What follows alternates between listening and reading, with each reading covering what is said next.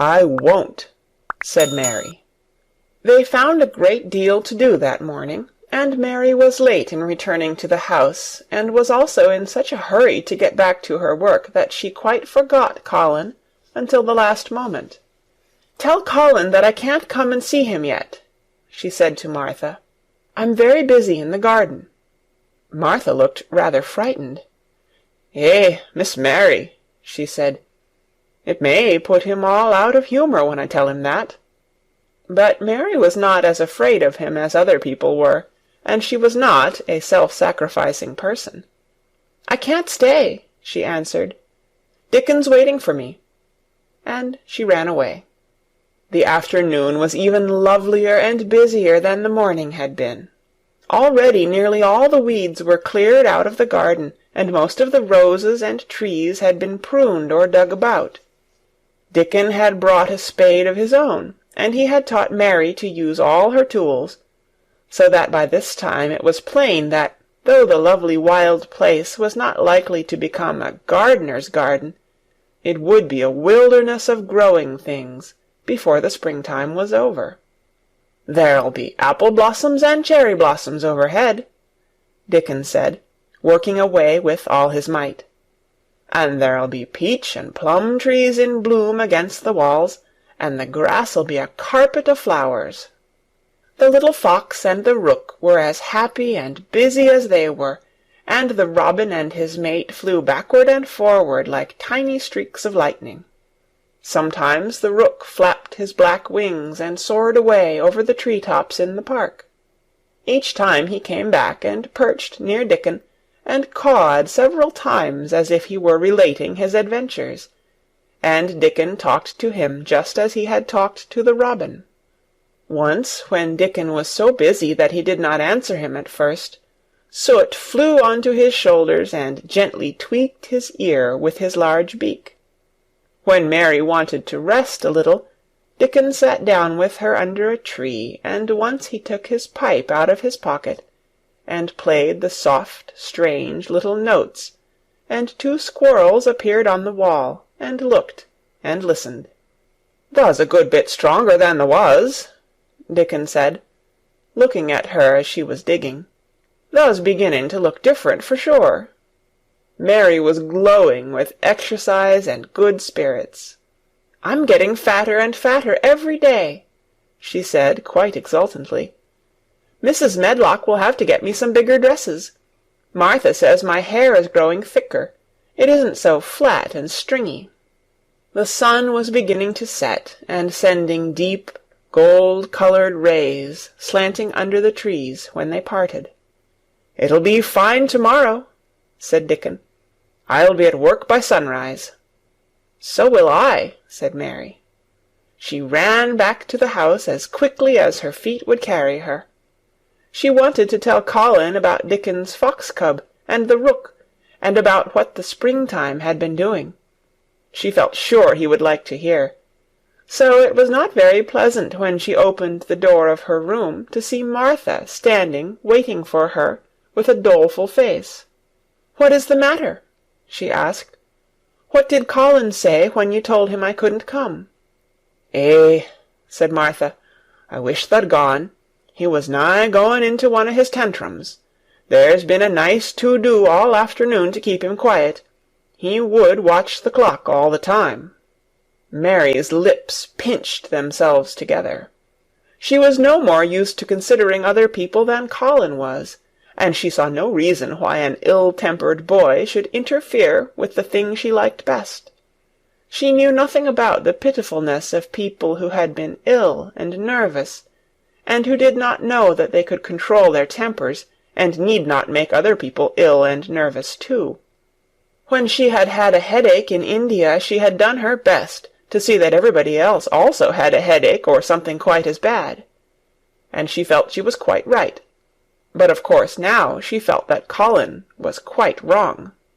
He was not on his sofa when she went into his room. He was lying flat on his back in bed, and he did not turn his head toward her as she came in. This was a bad beginning, and Mary marched up to him with her stiff manner. "Why didn't you get up?" she said. "I did get up this morning when I thought you were coming," he answered, without looking at her. "I made them put me back in bed this afternoon. My back ached, and my head ached, and I was tired. Why didn't you come?" "I was working in the garden with Dickon," said Mary.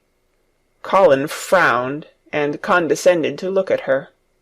"I won't let that boy come here if you go and stay with him instead of coming to talk to me," he said. Mary flew into a fine passion. She could fly into a passion without making a noise. She just grew sour and obstinate, and did not care what happened. "If you send Dickon away, I'll never come into this room again," she retorted. "You'll have to if I want you," said Colin. "I won't," said Mary. "I'll make you," said Colin. "They shall drag you in." "Shall they, Mr. Rajah?" said Mary fiercely.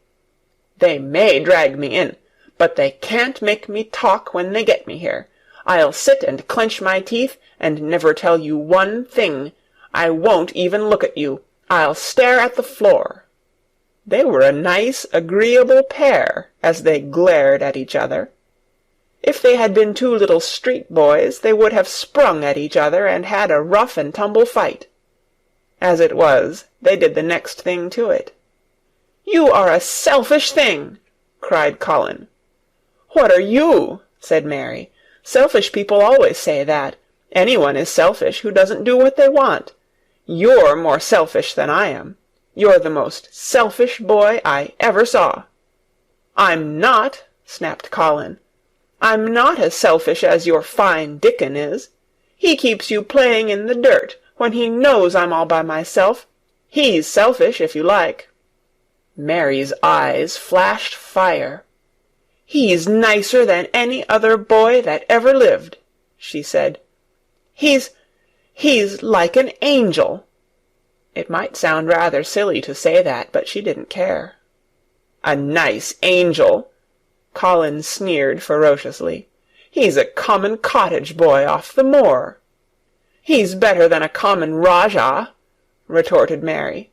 "He's 1,000 times better." Because she was the stronger of the two, she was beginning to get the better of him.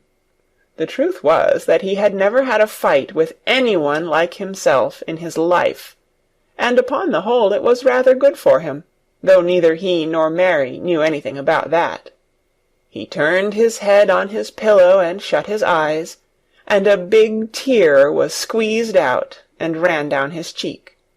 He was beginning to feel pathetic and sorry for himself, not for anyone else. "I'm not as selfish as you, because I'm always ill, and I'm sure there is a lump coming on my back," he said. "And I am going to die besides." "You're not," contradicted Mary unsympathetically. He opened his eyes wide with indignation. He had never heard such a thing said before. He was at once furious and slightly pleased, if a person could be both at one time. "I'm not?" he cried. "I am. You know I am. Everybody says so." "I don't believe it," said Mary sourly. "You just say that to make people sorry. I believe you're proud of it. I don't believe it. If you were a nice boy, it might be true, but you're too nasty." In spite of his invalid back, Colin sat up in bed quite in a healthy rage. "Get out of the room!" he shouted, and he caught hold of his pillow and threw it at her. He was not strong enough to throw it far, and it only fell at her feet, but Mary's face looked as pinched as a nutcracker. "I'm going," she said, "and I won't come back." She walked to the door, and when she reached it, she turned round and spoke again. "I was going to tell you all sorts of nice things," she said. "Dickon brought his fox and his rook, and I was going to tell you all about them. Now I won't tell you a single thing." She marched out of the door and closed it behind her, and there, to her great astonishment, she found the trained nurse, standing as if she had been listening, and more amazing still, she was laughing. She was a big, handsome young woman, who ought not to have been a trained nurse at all, as she could not bear invalids, and she was always making excuses to leave Colin to Martha or anyone else who would take her place. Mary had never liked her, and she simply stood and gazed up at her, as she stood giggling into her handkerchief. "What are you laughing at?" she asked her. "At you two young ones," said the nurse. "It's the best thing that could happen to the sickly, pampered thing, to have someone to stand up to him that's as spoiled as himself." And she laughed into her handkerchief again. "If he'd had a young vixen of a sister to fight with, it would have been the saving of him. Is he going to die?" "I don't know, and I don't care," said the nurse. "Hysterics and temper are half what ails him." "What are hysterics?" asked Mary. "You'll find out if you work him into a tantrum after this. But at any rate you've given him something to have hysterics about, and I'm glad of it." Mary went back to her room, not feeling at all as she had felt when she had come in from the garden. She was cross and disappointed, but not at all sorry for Colin. She had looked forward to telling him a great many things, and she had meant to try to make up her mind whether it would be safe to trust him with the great secret. She had been beginning to think it would be, but now she had changed her mind entirely. She would never tell him, and he could stay in his room and never get any fresh air, and die if he liked. It would serve him right. She felt so sour and unrelenting that for a few minutes she almost forgot about Dickon, and the green veil creeping over the world, and the soft wind blowing down from the moor.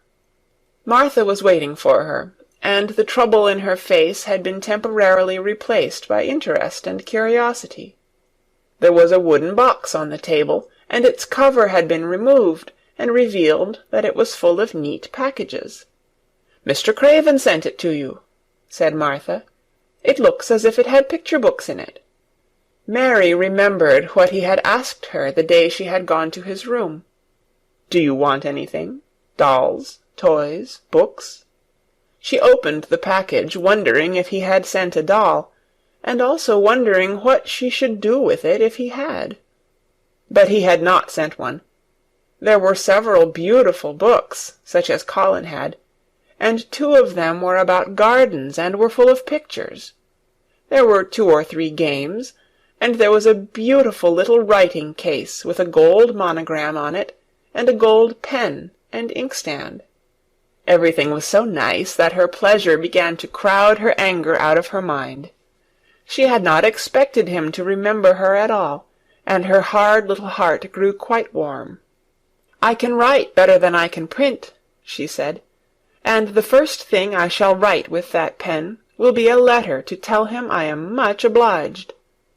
If she had been friends with Colin, she would have run to show him her presents at once, and they would have looked at the pictures, and read some of the gardening books, and perhaps tried playing the games, and he would have enjoyed himself so much he would never once have thought he was going to die, or have put his hand on his spine to see if there was a lump coming. He had a way of doing that which she could not bear. It gave her an uncomfortable, frightened feeling, because he always looked so frightened himself. He said that if he felt even quite a little lump some day, he should know his hunch had begun to grow. Something he had heard Mrs. Medlock whispering to the nurse had given him the idea, and he had thought over it in secret until it was quite firmly fixed in his mind. Mrs. Medlock had said his father's back had begun to show its crookedness in that way when he was a child. He had never told anyone but Mary that most of his tantrums, as they called them, grew out of his hysterical hidden fear. Mary had been sorry for him when he had told her. "He always began to think about it when he was cross or tired," she said to herself. "And he has been cross today. Perhaps he has been thinking about it all afternoon."